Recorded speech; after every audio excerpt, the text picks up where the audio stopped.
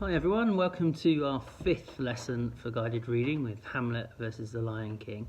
And today we're going to be looking at one more theme, and actually something that is quite common in lots of Shakespearean plays, so something that would be good for you to become familiar with. So the theme we're looking at is disappointment.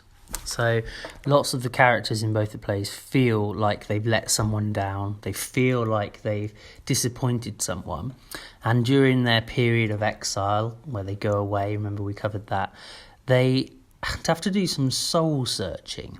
Now I wonder what that means when you search your soul. It's when you really need to think about yourself and your actions and what you've done, and that can make some people feel very sad, very depressed, very anxious, because they have to examine themselves and their behaviour. So within Shakespeare's plays and within The Lion King, the characters of Simba and Hamlet suffer some real disappointment, don't they? And let's think about why the authors would have included that. Why do they make the characters seem sad and mournful at a certain point towards the middle of the play?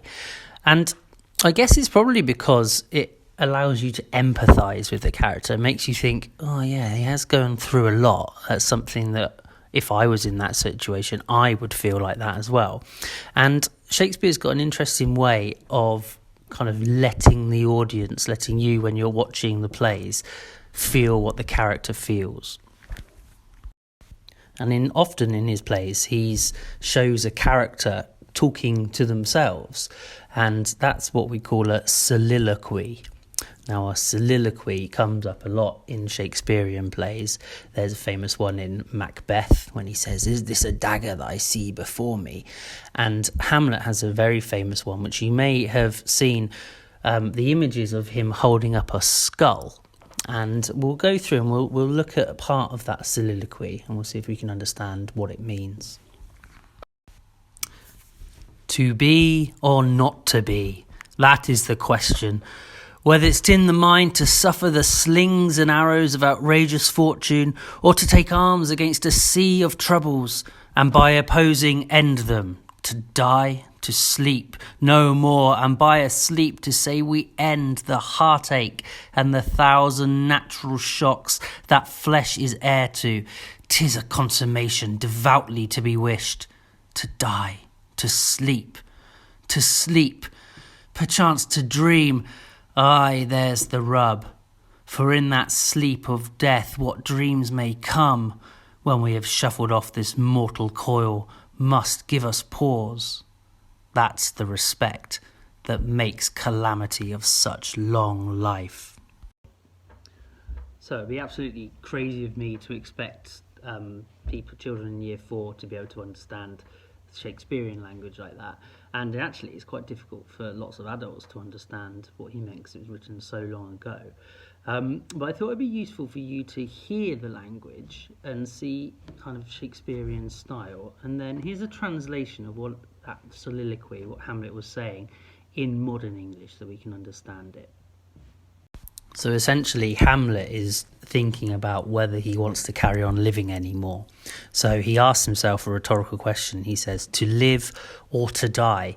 That's the question. So that's what he's struggling with. Is it more noble to suffer through terrible things that fate throws at you, or to fight off your troubles? So is it better to stay and to try and just ignore the terrible things that's happening, or should you fight?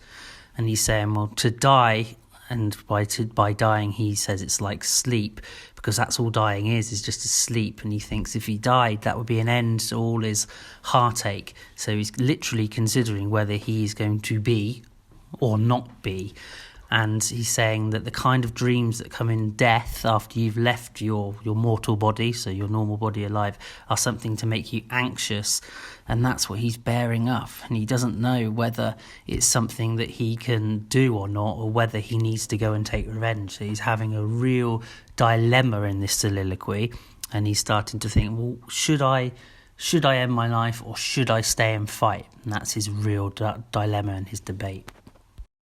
And similarly, if you think about what happens in The Lion King, after Simba has had to run away and Scar's blamed him for Mufasa's death, he has a similar kind of thought process. He doesn't deliver it in a soliloquy, but we as the audience understand that he's thinking, well, I don't know whether I can carry on. I just want to stay in the jungle with Timon and Pumbaa. I don't know whether I should go back and fight for what's mine. And he has that real, should I, is life Hakuna Matata? As in, he means no worries, or is it more noble to go back and fight for justice and for what's right? So very, very similar there. Let's watch a little clip of The Lion King and see if we can empathise with Simba and how he feels immediately after Mufasa has died. Simba, what have you done? There were wildebeest and you tried to save me. It was an accident. I didn't mean for it to happen. Of course you didn't. No one ever means for these things to happen.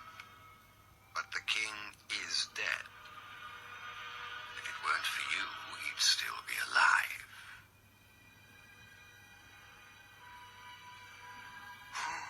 What will your mother think? What am I gonna do? Run away, Simba.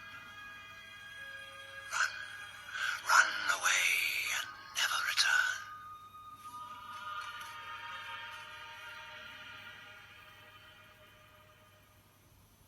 Kill him.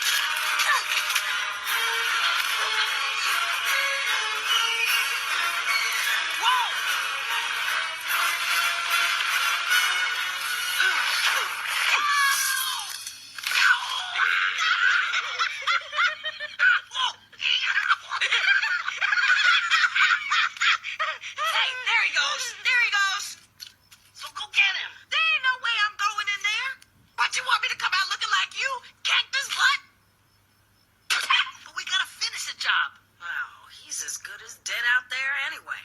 And if he comes back, we'll kill him. Yeah! You hear that? If you ever come back, we'll kill ya!